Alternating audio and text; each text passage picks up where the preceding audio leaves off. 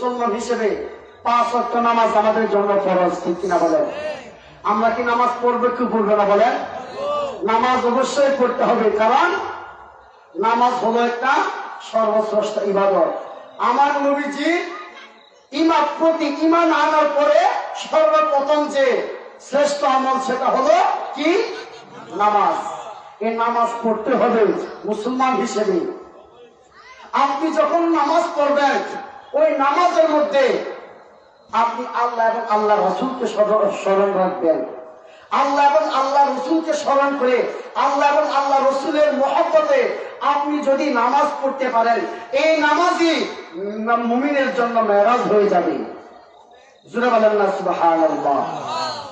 তাই নামাজ পড়বেন নবীর প্রেম নিয়া, রোজা রাখবেন নবীর প্রেম নিয়া, হজ করবেন নবীর প্রেম নিয়া, যাকাত দিবেন নবীর প্রেম নিয়া। নাকি নবীর প্রেম ছাড়া? নবীর প্রেম ছাড়া যা তাই অবৈধ। মানেন কি মানেন না? যেখানে নবীর আদর্শ নাই এটা হলো হালাল নাকি হারাম? হারাম। যেখানে নবীর আদর্শ আছে এটা হালাল, যেখানে নবীর আদর্শ নাই এটা কি? হারাম। একটা কথা বুঝবেন, আমাদের সমাজের মধ্যে গরু ছাগল জবাই করি কিনা বলেন? গরু ছাগল যখন জবাই করি তখন আমরা কি বলি? বিসমিল্লাহি আল্লাহু আকবার বইলা সুন্দর করে এটা জবাই করি। এটা খাওয়া আমাদের জন্য হালাল নাকি হারাম? হালাল। আবার একটা গরু ছাগল এমনিতে ময়রা পড়ে রয়েছে, এটা কি খাওয়া আমাদের জন্য হালাল নাকি হারাম? কেন? যেটা আপনি জবাই করলাম এটার মাছ থেকে আপনার আমার মারার কোন ক্ষমতা আছে না। এটার মাছ থেকে আল্লাহ, আর ওইটার মাছ থেকে আল্লাহ, দুটার মাছ থেকে আল্লাহ। এটা হালাল আর ওইটা হারাম কেন? এটার মধ্যে নবীর আদর্শ আছে আর ওইটার মধ্যে নবীর আদর্শ নাই। আচ্ছা, আসেন অন্যদিকে আরেকটা কথা। আমরা সমাজের মধ্যে আপনারা অনেকে বিয়ে করছেন, আমরাও করছি। এখন এই বিবাহের মাধ্যমে স্বামী স্ত্রীর প্রাণের মাধ্যমে আল্লাহ পাক বৈধভাবে যে একটা সন্তান দেন, এই সন্তানটা কি হালাল নাকি হারাম? হালাল জাদা নাকি হারাম জাদা হবে? হালাল জাদা। অন্যদিকে দেখতে অনেক সময় অবৈধ প্রেমের মাধ্যমে, অবৈধ সম্পর্কের মাধ্যমে একটা সন্তান হয়েছে, এই সন্তানটাকে হালাল জাদা নাকি হারাম জাদা? কেন? এটা কেন হালাল জাদা আর ওইটা কেন হারাম জাদা?